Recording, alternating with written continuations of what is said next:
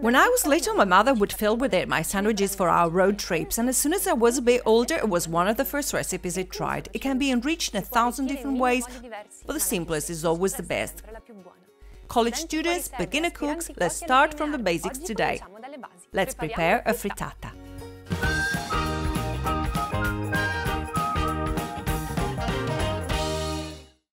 I'll start immediately breaking the eggs into a large mixing bowl. It's important to always check the code written on the shell because that's its identity card. It will tell you which lane system the egg comes from, organic, free range or indoor, and we don't want those.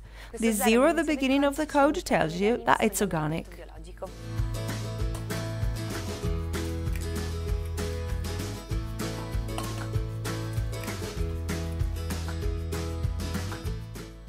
A frittata may be less than a recipe, but it's almost more than just food. It has a strong symbolic value. It represents Italian peasant food, university campus dinners, Italian comedians, and also many beautiful movies.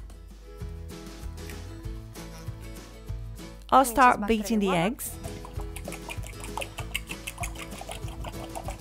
and adding the cheese, Pecorino and Parmesan. My granny's secret ingredient of her delicious frittata is a little pecorino herb. That's thyme. Try it, it really pairs well. Now salt and pepper.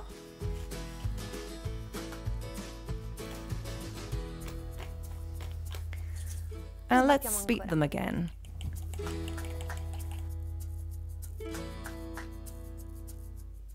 The mixture is ready, let's go to the stove. A drizzle of oil. And let's add the eggs. I'll put the lid on and let it cook on this side for 8 minutes. As I said, the frittata is the protagonist of many memorable scenes of films that I love. One of them is A Special Day by Ettore Scola. There's this fantastic scene where Sofia Loren and Mastroianni prepare frittata, keeping fascism locked outside and staying together, two solitudes that meet. I'll shake the skillet from time to time to ensure even cooking. It's been 8 minutes now, it's time to remove the lid and flip our frittata. We'll do this with the help of a plate.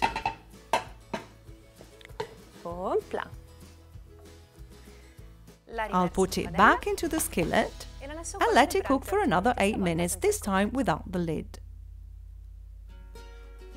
And voila! The frittata is ready, easy, perfect, ready to be enjoyed whilst watching football on TV.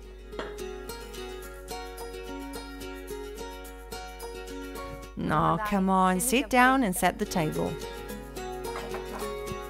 It doesn't take much to love each other, and the frittata seems like a great start to me.